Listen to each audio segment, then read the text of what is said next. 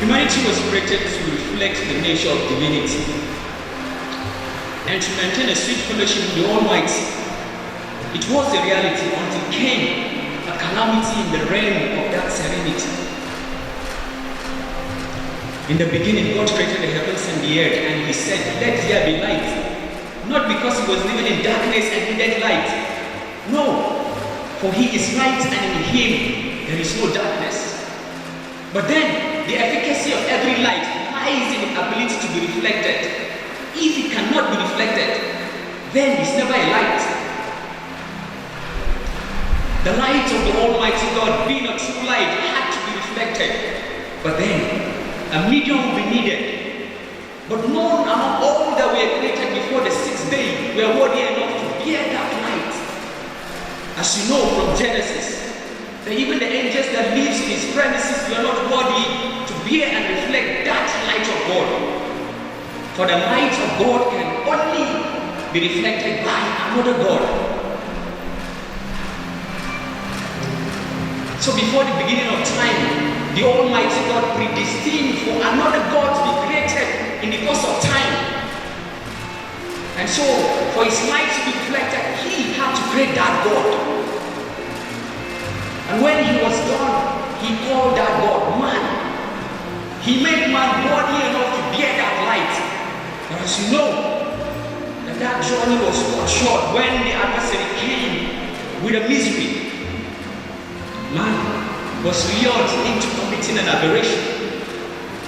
An aberration that brought a separation between the Almighty and His creation. That aberration that thwarted every sense of eagerness in the nature of man to desire that initial fellowship. Man fell into darkness. Man lost light, sight, and every sense of recognition of the Almighty. Man couldn't recognize His creator any longer. No wonder, anytime God comes to His people, God will not only have to come through signs and wonders just to get the attention of His people, but God must have to introduce Himself if He must be recognized by man. He came to Moses through the burning bush on fire, but it wasn't consuming. Wow! It was amazing, spectacular. He was able to get the attention of man, but it was never powerful to be recognized by man until God had to introduce Himself. That I am the God of your fathers. I am the God of Abraham, the God of Isaac, and the God of Jacob. Then Moses bowed his head because only then he perceived God. Oh. The fall of man brought conditions upon which God must meet if man can see Him. The condition of sign to get the attention of man and introduction. Fast forwarded into the future, He came to Gideon, and God was like, "Gideon, man of mighty valor." And Gideon was like, "Yes, thank you for introducing yourself. We heard about you from our forefathers, all the amazing things you've done. Now, until you prove yourself to me by giving me a sign, you are nothing but just a history we heard from our forefathers."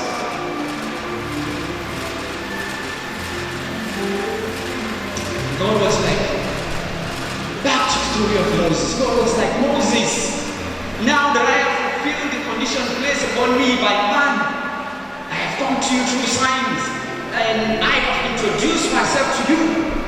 I come to you not as a consuming fire, but as a fire that emits light, the antidote to every darkness. For my people live in darkness, though they have eyes, but they cannot see. For blindness is not the absence of sight, it is the absence of light. Every blind will see when light comes."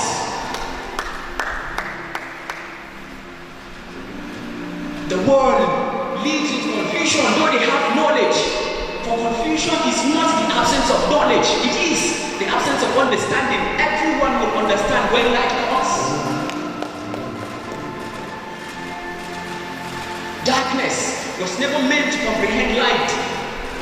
The coming of light should be the elimination of darkness. But then, why do darkness find expression in the midst of us that we call ourselves children of light? It simply means that our light is going dim and we are gradually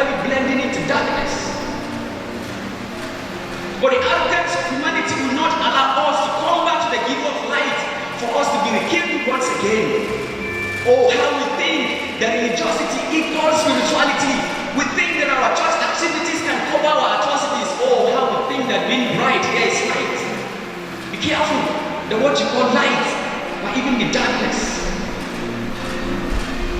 We feel it's okay even if you don't bear fruit. Come on. God is not even impressed when you bear fruit. God is glorified